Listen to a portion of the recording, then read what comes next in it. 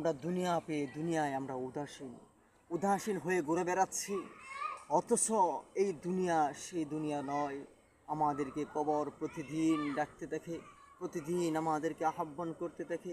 কবর আমাদেরকে ডাকে, আনা বাইতুল গুরওয়া, আনা বাইতুত তুরা, আনা বাইতুল ওয়াহদা, আনা বাইতুত তুরা, আনা বাইতুদ ধুদ।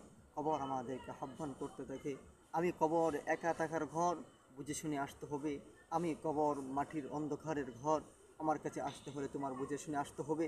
আমি কবর পোকামাকড়ের ঘর, আমার কবরে আসতে হলে তোমার বুঝে শুনে আসতে হবে।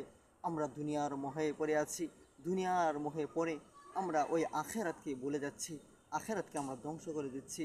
দুনিয়ায় দুনিয়ার মহাব্বত আমাদেরকে গিলে ফেলছে, আমরা আখেরাতকে আমরা ভুলে গিয়েছি। আসুন আখেরাতকে আমরা স্মরণ করি, কবরের আযাবকে আমরা স্মরণ করি, মৃত্যুকে আমরা স্মরণ করি, কবরের ওই ডাকগুলোকে আমরা স্মরণ করি, কবরের ওই ডাকগুলোকে আমরা বুকের ভিতরে ধারণ করি। আল্লাহ পাক আমাদেরকে সেই তৌফিক নসিব ফরমান।